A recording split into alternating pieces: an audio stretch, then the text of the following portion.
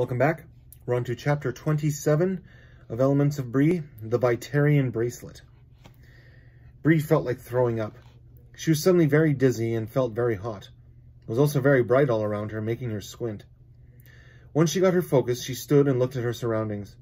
She was standing in the middle of the Gaian desert, and it was clearly the hottest part of the afternoon. Her eyes eventually got used to the bright light, and her stomach finally settled. She turned around a few times until she could see the Earth Temple caves in the distance. Her toe hit against something, and so she looked at her feet to see the tip of a stone slab with the Earth symbol carved on one side. It took her a moment to realize that she was standing on the huge slab entrance of the Earth Temple. How did she get here?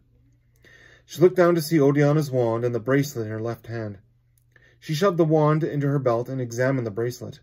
It looked like a large bangle with a clasp at one end. Etched onto the top of the bracelet were 5 symbols. Those 5 right there.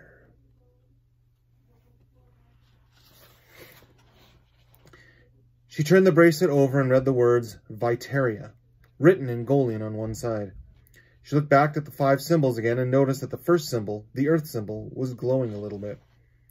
Bree looked around again and then to the north, in the direction of the ghost town.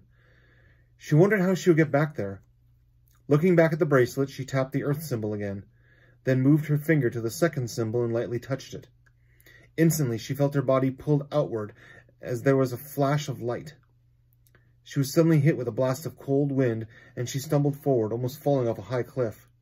As she got her bearings, she realized that she was standing on a rock platform on the side of a mountain. A set of stairs climbed upward to her right. The second symbol was etched into each step, and at the top was an archway that led to the Wind Tower of Vayu.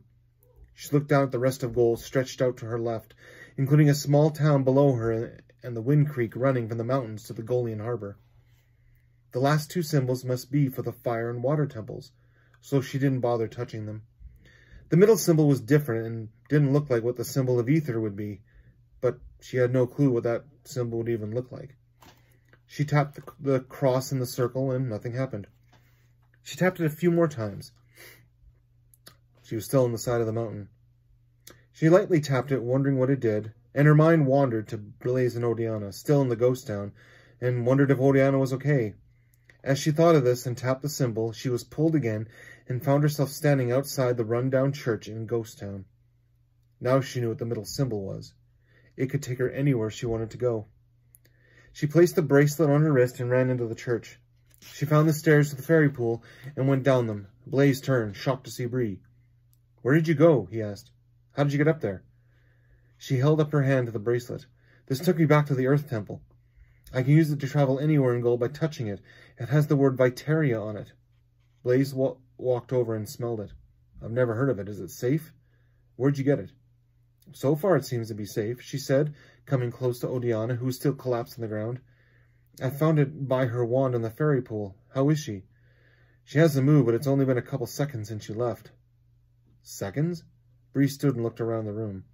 The fairy pool was still full of crystal clear water. "I've been gone for a while. It's mid-afternoon out there." Blaze gave her a confused look. "It's still night, isn't it?" She shook her head. "We've been stuck in the ghost town for many hours, even though it's only felt like 20 minutes for us. Time must flow differently here. This place is evil." Blaze's hair bristled and he looked up the stairs. "What if there are worse things here than Matron?" "Then we should leave now. We need to heal Odie." "How do we do that? She was the one with the healing magic." Bree sat back up and thought. An idea came to her, so she picked up Odiana and cradled her. She reached out to Blaze, who gave her a strange look.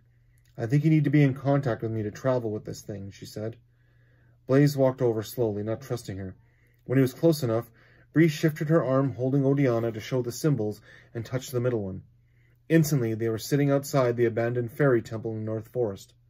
Blaze staggered away and then threw up. Odiana was still unconscious, so she didn't flinch as Bree stood and entered the temple. She walked past the room where she had fought the werebear, down the passageway into the mountain, and followed it around the corner until she kicked open the door to the fairy temple where she first woke up.